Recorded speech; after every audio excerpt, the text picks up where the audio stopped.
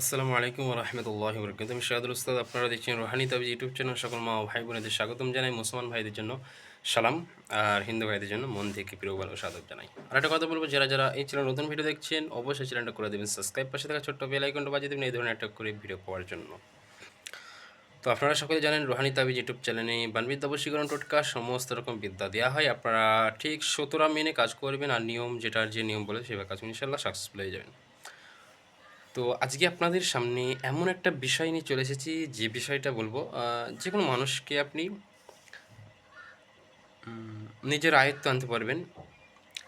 এই কাজটা কিন্তু যে কোনো দিন করা যাবে, তবে একটা নির্দিষ্ট টাইম নেবেন। আপনি মঙ্গলবার অথবা শনিবারে করবেন কাজটা।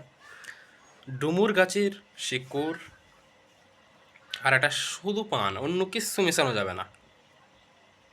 ডুমুর ডুমুর গাছের শিকড় আর একটা পানের পাতা নেবেন, কাগজ করে জড়ি যে কোনো মানুষকে দেবেন। সে মনে করবেন দোকান থেকে পানি এনেছে, সে খাবে, বাস। আপনার শুধু নিয়ত থাকবে যে আমার বসে আসুক, এইটুকু নিয়ত থাকবে। আপনি কি বলবেন, ডুমুর গাছের শিকড়টাকে পানে দেওয়ার আগে বলবেন অমুক অমুকের দিকে বস হোক, আকর্ষণ হোক। এই তিনবার কথাটা বলে ওই ডুমুর গাছের শিকড়টাই পানে দেবেন। আর ডুমুর গাছের শিকড়টা যখন তুলতে যাবেন, দেখুন ছোটো চারা এমনিতে পাবেন না। ছোটো চারা যখন তুলতে যাবেন একটা কথা বলবেন, কলিযুগের গাছ এই যুগে জাগো, যে কাজে লাগাবো সেই কাজে লাগাবো। এটা হলো এক নম্বর কথা। এটা না বলতে পারেন তাহলে বলবেন গাছ রে গাছ জাগ, আল্লাহর হুকুমে জাগ, যে কাজে লাগায় সে কাজে লাগ।